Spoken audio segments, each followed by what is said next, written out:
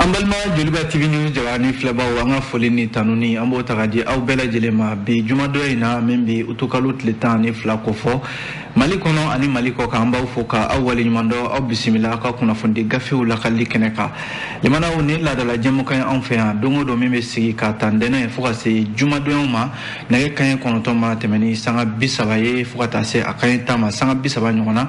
gafi minumbe sebe ambalma kuna fundi la ufe ambiye keneka ka se ka bama yelema bama kana aywa ka se ka famya soro jamana kuna funla chogomina segira beke jemukan nu ka tle konna la wala sa obseka ka famya soro la chogomina okuma sigira keneka amba foka awali mando amba faina au danser aka kuna fundi gafe la kali keneka an la menedo radio Joliba fana sanfɛ Bamako yano segu kaw fe Sigaso minye Mopti Gao kai kata se Tomoktu Gao fo kata se Kidal ami no bele jele fo Mali marabolo bele jele mino be kan flèche sa ambe be fo ka be wali mando amba faina danser le mana aka kuna fundi gafe la kali keneka gafe obi ano amina laje ka ndado o bakurumba ula les soirs bien le mana jamana ka face de seben aleye ako anga jamana finitigi no ye armée le mana armée nationale ko ufana aywa we bara minke aywa jouer kalo temenina kalo misara 600 euro ni la dalai anga finitigi ka kuna fond la euro ukama ko dirpa le mana ale to ka boka kuna fondi kalo finitigo ye bara minke kalo kona la ka seka onyefo wa jalla ka fo akachan bamanchi ma kemeye dimana wakachan oye ayanga mali finitigo sera ka minu bonne unina numa mimine uyo bonne walma uyo bolla fomine amina o kuna fon la kale awye lesor kona la ngona boyno les combats bien combat ya jira ka foko minye barakelaw ka la fasali kuluba mimbe mali kona anu kama ko UNTM demana Union nationale des travailleurs du Mali a nyamogo bay Yakuba Katle de yo Yakuba Katle kando ka fo ko gouvernement ayo aye sharia dota sharia mi nu kama ko arrêté numéro 2022 02 78 MTFPDSSG CNCFP le mana on y sharia gouvernement minta barakelaw ka hake de do kasega udo fonction publique la no collectivité barakelaw ye nga barakelaw ka la fasal kulu werbe no la sanve lokol karamago ye snesup ale de ko UNTM anyemo ba ubeni la ni mina ku ka bla jona kabamba kuma na sabu UNTM nyemo ba no Yakuba Katle ale remanga ni kuma fo fiu amayanda combat yo kuma fo amina o lakale awe sisa nouvelle horizon bien no ale fana kuma na de mana o flaw ka jere jakuluba ni kama ko capital pulaku ko gouvernement ye la série minge ka mi français jamana kuntigi ka fayena abeka mali deun yere demande kay nyona ka temena ka kuma we no e damateme kuma we ka foko armée bi ka shadow de fa malaya o ka Emmanuel Macron ka tamado sinfa farafin jamana konna la kirene la Guinée Bissau mingera jouer kalot le mwan shegi temeni capital plagu ko ale kon ba yere aya gouverneur ka o communiquer in kono amina o lakale awye 600 mimbi talike pangru minumbe ni aywa obe minusma tokola malila yanno le mana o minusma kam mina fenfebe anake atina wati janere bo ka foire pepe barkan tara bo malila ko o manjable nouvelle horizon yo kuma fo amina o lakale awye o mana boy minye soirée Bamako ye ale fana kumana soirée Bamako ya jira ka fanga sanve kena so ba mimbe na flene aya kulu sanve no kama ko point G le mana point G ko point G ko na folo chama de tuna min ta Ramadan abise million keme shegi nyona de ma ni dabal banko ida le mana ko point G mini kunungo dana mi kundale do akabinga bi au point G kon ba to de bolo de mana na folo mi du point G na bi fo ka fo a tayro madon o de chara syndicat wera ajira ka fo lu fana dabal bana akola ayo so de ba ko yo kuma fo amina o lakale awi o mana boy no les échos wele bien le mana o écho kuma ne do min ka bi o de anga shifina ka o krenga ne la muso manan minumbe ni ulu chiere foitula jabarani la yeli ko krenga ne la a fo mi mako telenovelas de mana ko telenovelas bi ka chieni mindo anga sigida ko na la krenga la shimina kaw no ye musomanu ye olu ka ladamu kona la bi aka chande limana ni de masaw ma laje ka deunga ladamu tabala ayiwa ni telenovelas ko ninnu k'a bɛ ka min tiɲɛ denmisɛnninw ka ɲɛnɛmaya la bi o de ka ca an bɛ sɔrɔ k'a kuncɛ ni l'indépendant ye limanaw ko an ka bololandolatanaw n'o ye afrobasket minnu si tɛ tɛmɛ san 18 kan limanaw tɛgɛrɛ k'a fɔ mali samatasɛgɛ musomanw ye dɛ n'o ye aiglenu ye ko u filɛ nin ka taa u jɔ ayiwa walanba sanfɛ n'o ye finale ye a jirala k'a fɔ mali samatasɛgɛ musomanw bi bɛ olu ka bololandolatan ayiwa u ni Egypte olu de kan ka ɲɔgɔn sɔrɔ walasa ka se ka jɔnjɔnba o sɔrɔ l'indépendant y'o kuma fɔ an bɛna o lakale aw ye ani sisan dɔɔnin na yan'an ka se nin bɛɛ lajɛlen ma an bɛ fasili lakaleli daminɛ ni nouvelle horizon n b'a fɔ l'essor limanaw jamana ka fasidi sɛbɛn don a kumana a ko min ye bamanca wale kɛlɛli an ka jamana kɔnɔ yan k'a bɛ se a ka ca finitigi maa 100 ye minnu fara kalo tɛmɛnen na jɛni dɔ ye nin kuma fɔ min ye an ka cakɛda min bɛ yen n'ale de bɛ finitigiw ka kunnafoniw di limanaw u k'a ma bakurunba la ko DIRPA ɲɛmɔgɔ ni o ye colonel Suleiman Dambele direction de l'information et des relations publiques des armées DIRPA limanaw u yɛrɛ dagayɔrɔ a jarala k'a fɔ kunnafonidilaw welela ka taa o kunnafoni kɛnɛ ka kunungo a sen fɛ min ye ayiwa min bɛ tali kɛ dɔgɔkun tɛmɛnen na an ka finitigiw limanaw u ka bolofara min bɛ n'u k'a ma ko opération kɛlɛtigi ni o bɛ ayiwa maliko kɔnɔna la ayiwa k'u sera ka n k'a fɔ bamancɛ min fa limanaw a ka ca maa 100 de ye o kunnafoni de bɔra ka bin a jirala k'a fɔ nin waleba min kɛra nin ye ayiwa ko a bɛ n'a fɔ mali finitigiw ka sigi ka bamanciw lajɛ u ka tiɲɛni na o de banna pepewu mali finitigiw bibi in na u bɛ bolo min ka bi o de ye ka bamanciw ka ayiwa walejugu min n'u b'a ta ka ɲɛsin jamana yɔrɔ caman ma yɔrɔ kɔsa in na a yira k'a fɔ jamana yɔrɔ caman de bɛ yen bamanciw ka walejugu tara ka o yɔrɔw sɛgɛrɛ k'a daminɛ kolokani ka taa kati jalasagu fo ka taa se Sokolo Sevare Douanza Kucala ani Tesit min kɛra kɔsa in na limanaw ni jamana yɛrɛ bɔ o sangasigi la an bɛ waati min na ko sisan a jirala k'a fɔ ayiwa mali finitigiw ni min u ka wulikajɔ minnu bɛ yen ni o bɛ kɛ a kɛra kunnafoni ɲini sira ye o a kɛra hali waati minnu na u bɛ wuli yɛrɛ ka taa bamanciw nɔfɛ fo u dagayɔrɔw la ko ni ayiwa ni wulikajɔ ninnu kɛra sababu ye ka bamanciw caman de bɔnɛ u ni na fo u dagayɔrɔw la min ye nin wulikajɔ ninnu ye limanaw a jirala k'a fɔ finitigiw n'o y'an ka forces armées maliennes u sera ka bamanciw dagayɔrɔ minnu bɛ yen u sera ka minɛn caman minɛ u la n'u ma minɛn minnu na i b'a sɔrɔ u ye olu minɛ u tɛgɛ la walima u ye u bɔnɛ u ni na nin b'a jira k'a fɔ armée nationale ka sanayɛlɛ ayiwa ngalo foyi t'a la sabu armée de bɛ taa bamanciw sɔrɔ f'u dagayɔrɔ la limanaw ka u bɔnɛ u ni na ka se k'u daga ta ka bɔ jamanadenw da la ni kunnafoni ninnu bɛɛ lajɛlen dira an y'a fɔ ten kuma daminɛ na ayiwa DIRPA ɲɛmaaba n'o ye colonel Suleiman Dambele kɛnɛ ka yen nɔ finitigi ɲɛma caman tun bɛ yen nɔ limanaw a jarala k'a fɔ an bɛ waati min na ko sisan nin wulikajɔ ninnu ayiwa mali finitigiw chef d'état-major général des armées ani ministre de la défense et des anciens combattants olu kɔni tɛ ka sɛgɛn u tɛ ɲinɛ limanaw ka mali finitigiw ka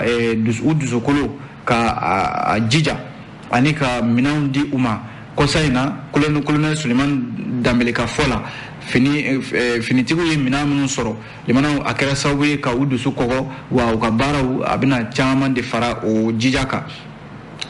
n'i ye jateminɛ kɛ o kɔfɛ kunnafonidila minnu tun bɛ kɛnɛ kan olu dɔw ye ɲininkali kɛ limanaw k'a yira k'a fɔ an bɛ don min na ko bi mali bɛ kɛlɛ de kɔnɔ kɛlɛ min n'an ma se ka kɛlɛ in sugu dɔn ko nka an b'o la waati min na dɔw bɛ yen nɔ minnu yɛrɛ ka baara bɛn tɛ foyi ma bɔlɔlɔw sanfɛla la kunnafoniw dili i tɛ kunnafoni min dɔn finitigi ka kunnafoni jamanaden gansan bɛ se ka mun dɔn o la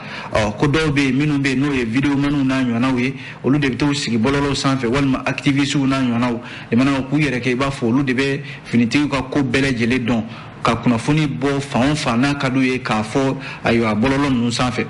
colonel Suleiman Dambele o ɲininkali kɛra a la kunnafonidila dɔ fɛ a ye a ɲini ko jamanadenw ka u kɔlɔsi o kunnafoni fasugu ninnu na fɛn yeleko ta bɛɛ tɛ tata ye n'a fɔra ko i yɛlɛla bɔlɔlɔw sanfɛ ka taa sɔrɔ kunnafoni dɔw bɛ yen dɔ bɛ ka i yɛrɛ kɛ finitigiw ka kunnafoni di mangana ye k'e bɛ t'o ta k'e b'o kɛ tiɲɛ ye ka tiɲɛ don o la ko bɛɛ k'i kɔlɔsi a ko la sango kosaina le mana mali finitigi ka finitigi minumbe ni ubina aywa tesit ni aywa do telera ka o togo ta ko o bla bololo sanfɛ le mana colonel Suleiman Dambele ka fola o ma ko fole minumbe ko o segasegera ku don wa olu yɛrɛ be sariya ka bolo kan bi waati min ko sisan o b'a yira k'a fɔ kunnafoni kolon kɛrɛnkɛrɛnnen la mali finitigiw kunga maaw k'a dabila sabu fɛn do fɛn min ni a bɛ se ka kɛ jugu yɛrɛ ɲɛ bi don an na wa i tɛ fɛn min dɔn i kana fɔ i bɛ kumaw ka sa ko na taa kɛ gɛlɛya ye jamana kɔnɔ jamana dun bɛ lahala min kɔnɔ bi jamana an bɛ kɛlɛ de la maa ti jugu dɔn n'i bɛ jugu dɔn i bɛ se k'a kɛlɛ nka i tɛ jugu min dɔn maaw kana taa kɛ kuma fasugu bɛɛ lajɛlen fɔli ye a ko hali Kodiwarikaw ka finitigi maa 49 min bɛ yen n'olu minɛna Mali la yan juillet kalo tile 10 jamana o fana kuma fɔra colonel Suleiman Dambele ka fɔ la maaw ka sabali o kuma ninnu fana na bɛɛ bɛ k'i ta fɔ a ko la ko in bɛ ka lajɛ ji ɲɛma jɔlen na ayiwa jamana fila ni ɲɔgɔn cɛ walasa a ko basigi bɛ se ka na a la cogo min na jamana kunnafoni filɛ nin an ye nin sɔrɔ l'essor ale kɔnɔna la o mana bɔ yen le combat an bɛ don a kɔnɔ jamana o combat ka kuma la bi a y'a jira k'a fɔ baarakɛlaw ka Mali baarakɛlaw caman bɛ ɲɔgɔn sɔrɔ lafasali kuluba min kɔnɔ n'u k'a ma ko Union nationale des travailleurs du Mali ale ɲɛmɔgɔ de ye Yakuba Katile Yakuba Katile de y'i kanto k'a b'a ɲini gouvernement fɛ k'a ye sariya dɔ ta ni o ye décret dɔ ye an k'a fɔ arrêté décret dɔ don décret min ni o tara u k'a ma ko arrêté numéro 2022 0278 limanaw MTMP TDS SG CNCFP limanaw nin b'a yira k'a fɔ ko baarakɛla dɔw bɛ yen n'o ye collectivité territoriale baarakɛla maa 11 ɲɔgɔnna ye olu sen donni forobaca la n'o ye fonction publique ye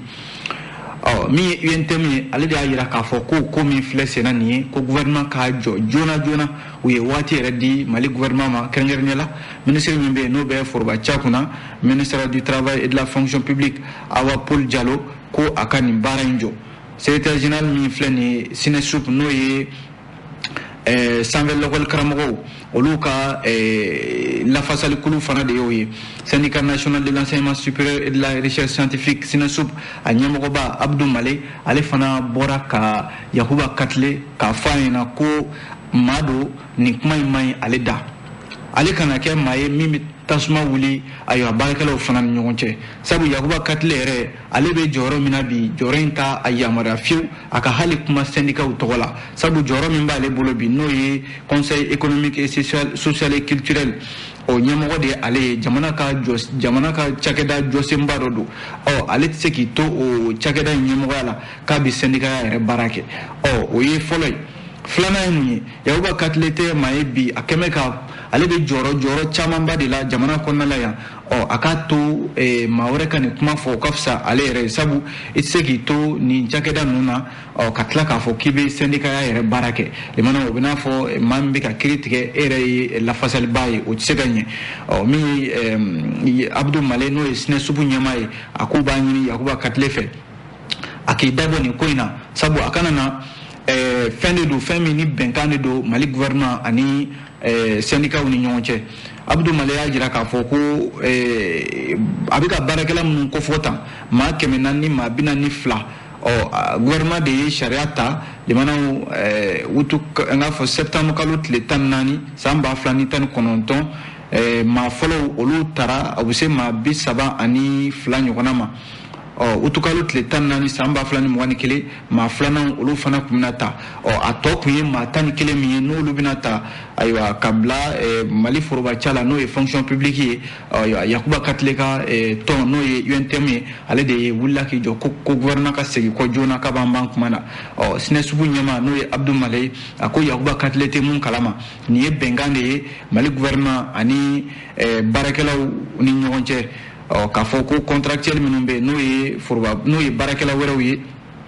a bɛ se maa 500 ni maa 2 ɲɔgɔnna ma a bɛɛ lajɛlen n'i y'a fara ɲɔgɔn kan ko bɛnkan in tɛmɛna SINESUP ani gouvernement cɛ mai kalo tile 18 san 2017 yɔrɔ o tɛ bi ye o bɛnkan in de bɛ sen na o maaw de bɛ ka ta dɔɔni fo ka n'a tɔ to maa 11 ye a tɔ tora maa 11 min ye minnu sen kan ka don forobaca la n'o ye fonction publique ye u kan ka bɔ contractuellement de la ka kɛ fonction publique baarakɛla ye o min filɛ senna ni a bɛ san 12 bɔ o baara bɛ senna ko n'a fɔra k'a fɔ UNTM bɛna fɔ bi ko gouvernement k'o baara jɔ yɔrɔ gouvernement nin na kɛ gɛlɛya wɛrɛ ye min ye SYNESUP ɲɛmɔgɔ Abdou Male a ko bɛ min fɔ UNTM ɲɛmɔgɔ ye n'o ye Yakuba Katile a ka nin ko in a k'a bila joona sabu maa don ale man ka nin kuma fɔ ani yan'a ka kɛ ka taa bɛn don baarakɛlaw ni ɲɔgɔn cɛ a kana taa fɔ ko ka taa bɛnbaliya wɛrɛ don baarakɛlaw ni ɲɔgɔn cɛ yɔrɔ UNTM yɛrɛ dalakan kɛra mun ye ko sariya min filɛ nin n'o ye arrêté ye min taara ayiwa gouvernement fɛ février kalo tile 22 san 2022 in ko olu yɛrɛ ka faamuya la yuruku de b'a ko in kɔrɔ wa ni sariya yɛrɛ tɛ taa fiyewu UNTM ka faamuya ye u y'a jira k'a fɔ fana ko yɛlɛmani minnu b'u ka boloda baarakɛlaw ka lahalaya la k'a bɛ kɛ sababu ye ka maa dɔw fisaya dɔ ye walima ka taa dɔw bila jɔyɔrɔ dɔ la jɔyɔrɔ minnu ni u n'u man kan walima ka baarakɛlaw fɔ ɲɔgɔn kɔ UNTM ka faamuya y'o ye k'a sɔrɔ don SYNESUP ka faamuya fana na ko in ye bɛnkan de ye a mɛnna a bɛ senna a n'u yɛrɛ kuncɛyɔrɔ sera ka ban n'a fɔra UNTM bɛna fereke don baara la ko nin kɔni UNTM ni SYNESUP k'u tɛ ka dumuni kɛ tabali kelen kan o bɛ bɛnbaliya de kofɔ u ka ko la diɲɛma jɔlen na maa min ye fasiri kɛ Den Sanogo jamana an ye nin bɔ le combat ale kɔnɔna la o mana bɔ yen Nouvelle Horizon bi yan jamana min ye Nouvelle Horizon fɛla ye dɔwɛrɛ tɛ o a ko filaw ka jɛkuluba ni u k'a ma ko Tapital Pulaku jamana Tapital Pulaku ko ale b'a a yɛrɛ ye gouvernement ye bataki min kɛ ka ɲɛsin Faransi jamanakuntigi Emmanuel Macron k'a fɔ a ɲɛna ko a ka sabali a ka malidenw to yen u ka kow ɲɛnabɔ u yɛrɛ ye limanaw ni kuma min fɔra Emmanuel Macron fɛ a ka taama la farafinna kɔsa in na juillet kalo tile 28 n'a a kuncɛra Guinée Bissau jamana kɔnɔna la o de senfɛ Emmanuel Macron ye kuma minnu fɔ ko ayiwa Mali finitigiw bɛ ka ɲɔrɔki ka kɛ siya dɔ de ka Mali kɔnɔna la yan jamanaw ka o kuma ta k'o kɛ i b'a fɔ ko ayiwa Mali finitigiw de bɛ ka ayiwa bɛnbaliya don jamanadenw yɛrɛ dama ni ɲɔgɔn cɛ o nɔgɔni fɛ gouvernement yɛrɛ bɔra ayiwa ka ɲɛfɔli kɛ jabaranisoba sanfɛ n'o ye ORTM ye o kɛra utukalo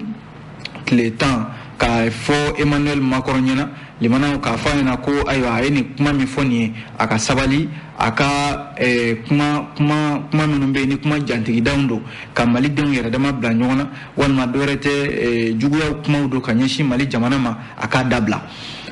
min ye Tapital Pulaku ɲɛmɔgɔ ye n'o ye Abu So ye limanaw Abu So fana nana ka na kuma jabaranisoba sanfɛ ka gouvernement ka kuma in ka sɛbɛntiya a k'u ye kuma in mɛn gouvernement ye communiqué min kɛ ka ɲɛsin Faransi jamanakuntigi ma olu ye kuma in mɛn nka kuma in fana u fana b'u yɛrɛ ye a kɔnɔna la maaw bɛ ka min fɔ k'a fɔ ko ayiwa Tapital Pulaku sigin bɛ ka kow lajɛ n'o ye filaw fali ye Mali kɔnɔna la yan nɔ ko gɛlɛya yɛrɛ de bɛ filaw ka Mali kɔnɔna la yan bi jamanaw ka sababu kɛ bamanciw minnu bɛ yen ni olu bɛ k'u yɛrɛ kɛ filaw ye yɔrɔ fila bɛɛ tɛ bamanci ye nka minnu bɛ ka bamanciya tɔgɔ ta k'a da filaw la jamanaw Abu So ko o ko in o de kɛn bɛ gɛlɛya yɛrɛ ye sabu ni ye bamanciw lajɛ siya bɛɛ lajɛlen b'a la nka minnu bɛ k'a fɔ ko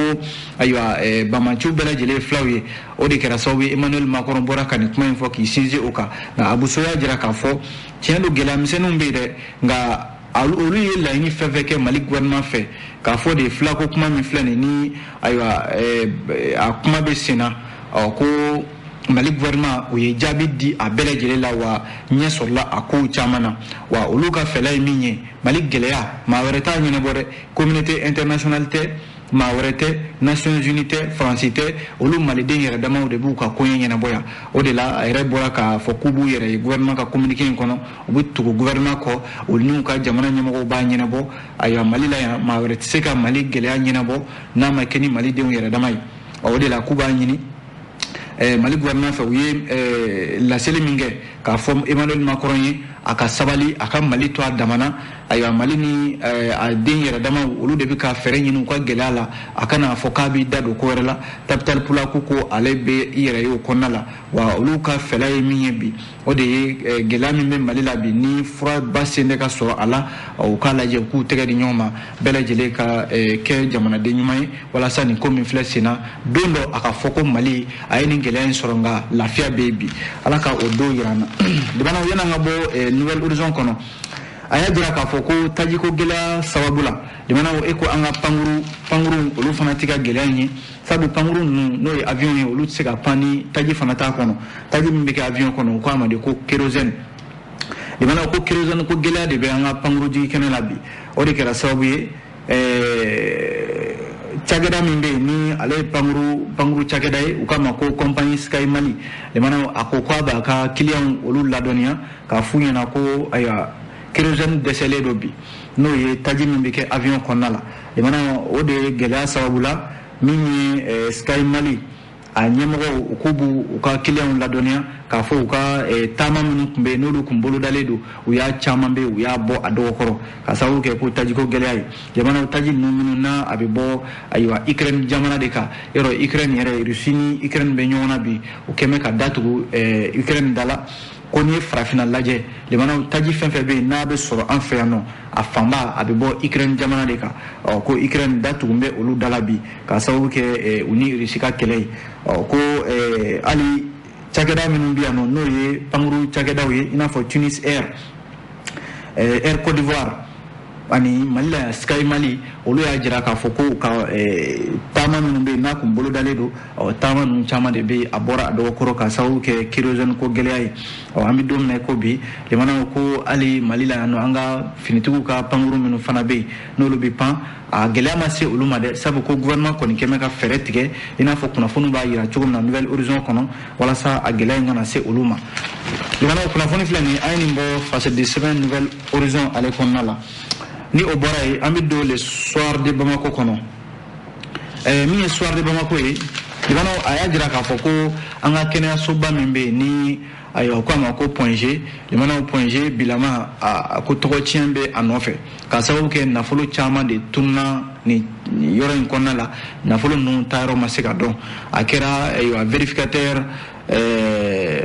général ale ka sɛgɛsɛgɛli de kɔfɛ bureau du vérificateur général ale de ye sɛgɛsɛgɛli dɔw kɛ kɔsani na ayiwa min ye point G a kɛnɛyasoba kɔnɔna la sɛgɛsɛgɛli ninnu jaabi de nana wolo min na o ye k'a fɔ miliyɔn kɛmɛ caman o de tununa point G ale kɛnɛyasoba in kɔnɔ i b'a dɔn ko an bɛ don min na ko bi point G tɔgɔ man di bi fiyewu ka sababu kɛ a ka baara kɛcogoya yɛrɛ ye o la sa ɲininkali min ni bɛɛ lajɛlen bɛ ka o kɛ i yɛrɛ la o ye k'a fɔ vérificateur général ka nin tɛmɛni min n'a kɛra nin ye a bɛ se ka tiɲɛ di maa minnu bɛ k'u yɛrɛ ɲininka yalima point G min ni kunun a tun bɛ fɔ a ma ko farafinna yɛrɛ kɛnɛyasoba min n'ale de tun kɛ bɛ misali ye Mali dɔrɔn tɛ dɛ farafinna point G kun ye misali de ye nka an bɛ don min na ko bi a kɛnɛyaso in a baara kɛcogoya kɛmɛ sababu yɛrɛ ye limana i tɛ se k'i jigi da point G kan o la sa vérificateur général ka tɛmɛni na a y'a jira k'a fɔ ko nafolo min tununnen filɛ nin ye a kɛra sababu ye bi baarakɛlaw yɛrɛ olu dabali banna min ye syndicats yɛrɛ y'a jira k'a fɔ nin kɔni kɛra dabalibanko de olu bolo waati min na olu bɛ ka laɲini kɛ u tun bɛ fɛ ka taa baara bila yɛrɛ la o laɲini dɔw tun ye k'a fɔ baarakɛminɛn ka sɔrɔ ani baarakɛlaw ka sara kɛrɛfɛ saraw olu ka di n'a fɔra k'a fɔ ni kibaruya fana nana bɔ ka bin tuguni ko miliyɔn 800 o tununa vérificateur général ale ka sɛgɛsɛgɛli kɔfɛ tiɲɛna k'a kɛra dabaliban de olu yɛrɛ bolo o la syndicats ka ɲɛfɔli la min ye point G yɛrɛ ɲɛmɔgɔ ye limana olu bɛ ka damatɛmɛ ko minnu kɛ ka tugu ɲɔgɔn na a tɛ se ka bali olu la sabu fɛn min bɛ yen ni olu ye nin kuma fɔ a mɛnna k'a fɔ ko hali ɲamancɛla dɔrɔn n'o ye poubelle ye o ka ɲini ka bila point G kɔnɔna la ko n k'a fɔ point G ɲɛmɔgɔw bɛ olu kɛ i n'a fɔ ayiwa baarakɛla wɛrɛw minnu bɛ fɛ ka ayiwa kɛnɛyaso in a dafiri k'a sɔrɔ dun u bɛ fɛ kɛnɛyaso in ka taa ɲɛ de an b'o la waati min na limana a jala k'a fɔ point G ɲɛmɔgɔw ayiwa u tɛgɛ tara baara dɔw fana na minnu bɛ yen ni o tɛ a tɛ se ka faamuya hakili yɛrɛ fɛ sabu ko hali n'a fɔra ko ka jakarta san limana n'o ye moto jakarta ye i b'a sɔrɔ u bɛ taa 500 o don o la jakarta 500 limana o kɔni bɛɛ b'a dɔn k'a fɔ jakarta tɛ 500 bɔ n'i ye 500 tila 2 ye o bɛ jakarta sɔrɔ k'u bɛ dɔ farali min kɛ a nafolow kan limana fo ka taa fɔ a to ten ko o de jaabi filɛ nin vérificateur général ka sɛgɛsɛgɛliw la ko wa point G dɔrɔn tɛ dɛ limana kɛnɛyaso dɔw bɛ yen i n'a fɔ hôpital de Kati ani Agence nationale des établissements hospitaliers nunu fana tɔgɔ fɔ bɛ a ko la nka hali n'a sɔrɔla olu ta ma juguya kosɛbɛ congé d'état kɛra la ayiwa wasanba yɛrɛ ye o ta fɔ bɛ nafolo min tunna limanaw miliyɔn 800 k'a sɔrɔ dun kɛnɛyaso in a bɛ kule la bi minɛnko ni baarakɛlaw ka laɲini caman o bolo kunnafoni filɛ nin limanaw ntɛ ne ka kuma ye an ye nin bɔ le soir de Bamako kɔnɔ n'an bɔra yen an bɛ don fasidi sɛbɛn min kɔnɔ o k'a ma ko les échos welewele limanaw écho kumana Eko y'a jira k'a fɔ ko an k'an janto bi min ye jabarani sow minnu bɛ yen ni o b'an ka sow kɔnɔna la kɛrɛnkɛrɛnnenya la ayiwa i b'a sɔrɔ ja minnu bɛ yen n'a bɛ bɔ an ka jabarani sobaw kan kɛrɛnkɛrɛnnenya la n'u k'a ma ko telenovelas limanaw ko nin kɛmɛ sababu ye k'an ka sifinnakaw min ye musomaninw olu ka ɲɛnamaya yɛrɛ an'u ka ladamu limanaw ka caman tiɲɛ k'a sababu kɛ mun ye telenovelas min ni a kɛmɛ sababu ye bi limanaw sifinnakaw musolakaw yɛrɛ kɛrɛnkɛrɛnnenya la olu tɛ se ka ɲɛ a kɔ a ko ni y'an ka duw kɔnɔna la ye bi limanaw i b'a sɔrɔ muso furulenw yɛrɛ walima musomaninw olu ci yɛrɛ u ka ci bɛɛ tiɲɛ bɛ k'a sababu kɛ ayiwa telenovelas filɛ walima film n k'a fɔ ja minnu bɛ yen ni olu yɛrɛ i b'a sɔrɔ foyi tɛ fɔ a kɔnɔna la limanaw cɛ ni musoya lamɛnbaaw ka hakɛ to walima ko wɛrɛw ko minnu bɛ yen n'o na an danbe tɛ taa limanaw n'i ye jateminɛ kɛ ni ɲɔgɔnna waleya minnu bɛ yen ni ani Mali danbew tɛ taa k'a kɛmɛ sababu ye bi ka an ka danbew olu tiɲɛ sabu caman bɛ yen bi o b'a lajɛ ka tila k'a fɔ de k'a b'a ladege tuguni yɔrɔ o ye kɔlɔlɔ ye o la sa Eko y'a jira k'a fɔ ale gɛrɛla maa dɔw la k'u ɲininka i n'a fɔ Seyidu Kani ale ye dutigi ye ale ko ko ni ja minnu filɛ nin n'a bɛ lajɛ ayiwa baloku yɛrɛ fɛ olu de bɛ denmisɛnninw su limanaw k'u sigi u kɛrɛfɛ yanni ka kɛ ladamu kɛbaa ye ka ɲɛsin ayiwa denmisɛnninw ma olu de bɛ denmisɛnninw yɛrɛ wele k'u sigi u kɛrɛfɛ u bɛ jɛ ka ja ninnu lajɛ ɲɔgɔn fɛ ko a kɛmɛ sababu ye bi limanaw hali ni i bɛ tele kɔrɔla la dɔw yɛrɛ bɛ i tɛ se ka hali tele lajɛw fɛ ka sababu kɛ musow ka ayiwa novelas lajɛ a n'a ɲɔgɔnna caman k'a kɛmɛ gɛlɛya bi an ka sigidaw la dɛ min ye dutigi n'o ye Seyidu Kani ale ka ɲɛfɔli kɔfɛ min bɛ tali kɛ musolaka dɔ fana ale fana y'a a ta lakale limanaw Eko kɔnɔna la bi a y'a jira k'a fɔ ko ale yɛrɛ ka du kɔnɔ a yɛrɛ denmusonin limanaw ko Aminata Simaga ko ale denmusonin limanaw ko ale fana ye kangarida dɔ de kɛ waati dɔ la a denmusonin ye san 15 ɲɔgɔn na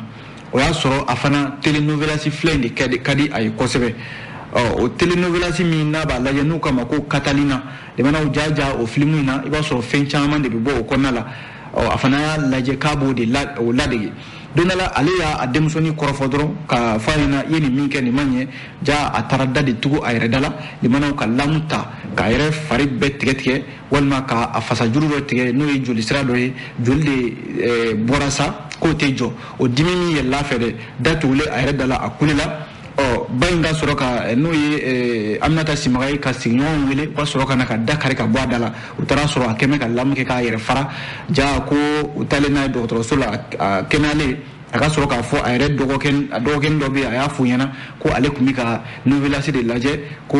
Catalina k'o tun bɛ ka nin ko in k'a yɛrɛ la k'o diminen o de ale fana filɛ nin ye k'o de ladege limanaw a ma bɔ a ye minɛn fɛrɛlen na o kɔrɔ de sa limanaw an ka sigida la an ka du kɔnɔna la an ka kɔlɔsi denmisɛnnin minnu bɛ yen ni u kunbaw ka bon u bɛ fɛn bɛ yen n'u b'a lajɛ u b'a fɔ k'u b'a ladege de denmisɛnnin don kunba ka bon a mana min ye a b'a fɔ k'a b'a ladege an k'an kɔlɔsi ladamu la limanaw a jɔyɔrɔ ka bon an ka sigidaw kɔnɔna la kosɛbɛ kunnafoni filɛ nin an ye nin bɔ les échos kɔnɔ an b'a kun cɛ ni min ye teliya la l'indépendant do l'indépendant ko an ka bololandolatanaw n'o ye afro basket minnu si tɛ tɛmɛ san 18 kan n'o ye afro basket U18 musomaninw ani cɛmisɛnninw limanaw ko Mali y'a ka sɛbɛn sɔrɔ ka taa min ye jɔnjɔnba kɛnɛ kan n'o ye final ye afro basket U18 musomaninw de ko don k'u filɛ nin ka Egypte jamana o n'o ye ɲɔgɔn sɔrɔ ko farafina bunakun kan a bɛna fɔ Mali ale kɔni bɛna taa jɔnjɔn ale kɛnɛ kan nin b'a yira k'a fɔ bi a ye Afrobasket min n'a bɛ sen na Canada jamana kan jamanaw min n k'a fɔ Madagascar ale jamana kan jamanaw a kɛra sababu ye ayiwa an ka samata sɛgɛ musomanw u ka se ka Mali kunnawolo u bɛ kɛnɛ in kan ye ko u ka bololandolatan a yɛrɛ bolodalen don ka bila walasa ka se ka nin dolatan a boloda ko an kɔni bɛ dugawu kɛ ninnu ye sebaya halisa ala k'a di u ma u ka na ni jɔnjɔn ye jamanaw kunnafoni filɛ nin an ye nin bɔ l'indépendant ale kɔnɔna la ni ala sɔnna an na ɲɔgɔn sɔrɔ yan dɔgɔkun wɛrɛ ka gafe wɛrɛw minnu mana bɔ k'olu lakali aw ye o tuma ala ka waati wɛrɛ yira an na